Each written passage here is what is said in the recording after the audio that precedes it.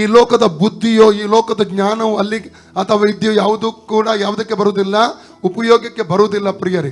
ಪವಿತ್ರಾತ್ಮನ ಶಕ್ತಿ, ಪವಿತ್ರಾತ್ಮನ ಬಲ ಮಾತ್ರ ಅಲ್ಲಿ ಪ್ರಕಟ ಆಗುವಂಥದ್ದಾಗಿರ್ತದೆ. ದೈವಿಕ ಶಕ್ತಿ, ದೈವಿಕ ಬಲ ಮಾತ್ರ ಅಲ್ಲಿ ಪ್ರಕಟ ಆಗಿ ಅಲ್ಲಿ ಕ್ರಿಯೆಗಳನ್ನು ಮಾಡುವಂಥದ್ದು. ಅದಕ್ಕೆ ನಾನು ಫಾಸ್ಟಲ್ಲಿ ನಾನು ಪ್ರಾರ್ಥನೆ ಮಾಡಿದ್ದೇನೆಂದರೆ, ನನ್ನ ಶಕ್ತಿ ನನ್ನ ಬುದ್ಧಿ ಯಾವುದು ಕೂಡ ಬರಬಾರದು, ಪವಿತ್ರಾತ್ಮನ ನೀನು ಮಾತಾಡಬೇಕು, ನನ್ನ ನಿಯಂತ್ರಿಸಬಹುದಾಗಿ ನನ್ನನ್ನು ಒಪ್ಪಿಸಿಕೊಟ್ಟೆ ಪವಿತ್ರಾತ್ಮನ ಹಸ್ತಕ್ಕೆ.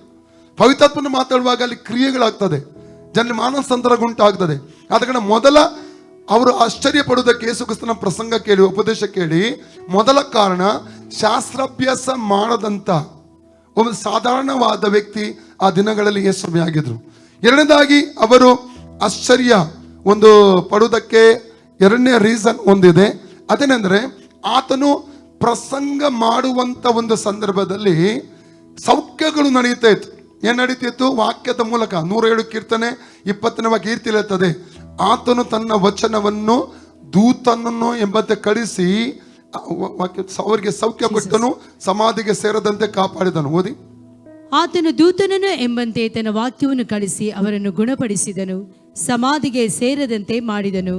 ಸಮಾಧಿಗೆ ಸೇರದಂತೆ ಏನ್ ಮಾಡಿದನು? ಕಾಪಾಡಿದನು. ಮೂರನೇದಾಗಿ ಅವರು ಆಶ್ಚರ್ಯಪಡಲಿಕ್ಕೆ ಕಾರಣ, ಜನರು ಕೇಳುವಂತ ಜನರಲ್ಲಿ ಫಲಗಳು ಉಂಟಾಗ್ತಾ ಇತ್ತು.